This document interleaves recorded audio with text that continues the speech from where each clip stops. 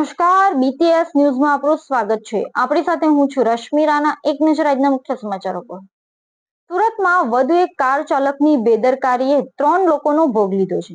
સુરતના મોટા Varachha ring road વિસ્તારમાં હોન્ડા સિટી કાર ચાલકે સ્ટીયરિંગ પરથી કાબુ ગુમાવતા રોડની સાઈડમાં બેસેલા લોકોને અડફેટે લેતા ગમખ્વાર અકસ્માત સર્જાયો હતો, જેમાં એક માસૂમ સહિત 3 લોકોના મોત થયા છે, તો અન્ય ઈજાગ્રસ્ત લોકો હાલ સારવાર હેઠળ છે।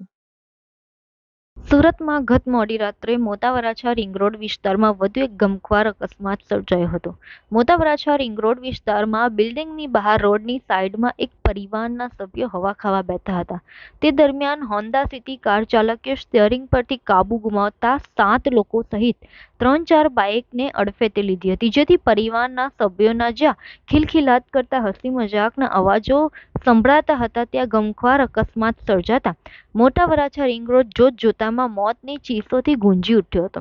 ઘટનાની જાણ થતાં 108 સહિત પોલીસનો કાફલો ઘટના સ્થળે પહોંચ્યો હતો, જ્યાં ઈજાગ્રસ્તોને તાત્કાલિક સારવાર અર્થે હોસ્પિટલ ખસેડવાની કામગીરી હાથ ધરવામાં આવી હતી, તો સાથે કાર ચાલક જિગ્નેશભાઈ ગોહિલની ઘટના સ્થળ પર જ ધરપકડ કરવામાં આવી હતી।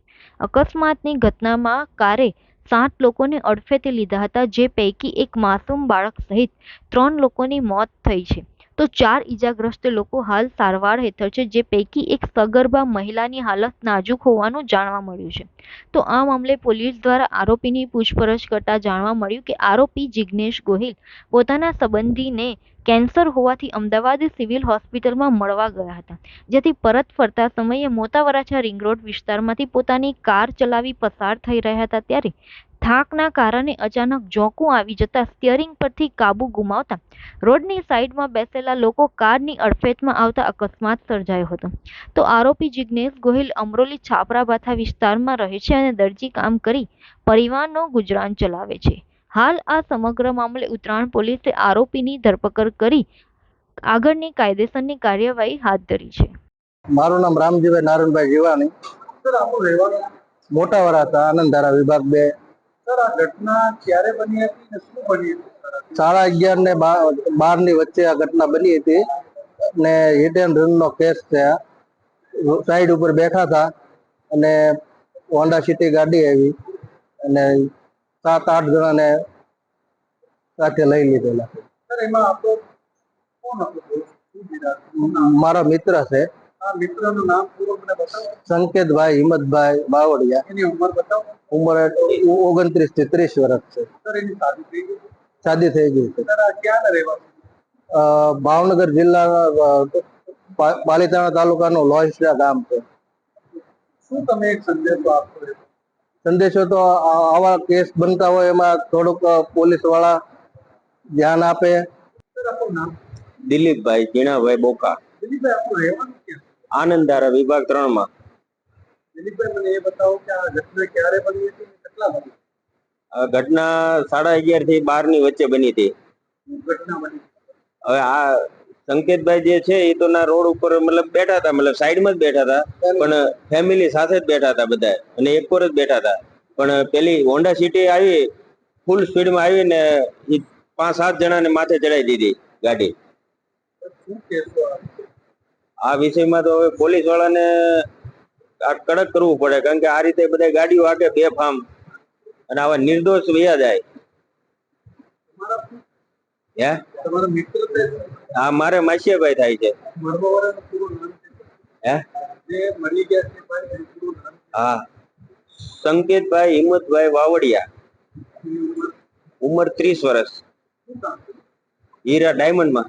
ગઈકાલે ઉત્તરાયણ પોલીસ સ્ટેશનની હદમાં દુધિયાના દરબાર જે રિંગ રોડ જે છે ત્યાં આ કામના ફરિયાદી અને જે ભોગ બનનાર જે છે એ રાત્રે 11:30 વાગ્યાના આસપાસ ત્યાં પોતાના બાઇકો પાર્ક કરી અને રોડની સાઈડમાં બેસી અને વાતો કરતા હતા।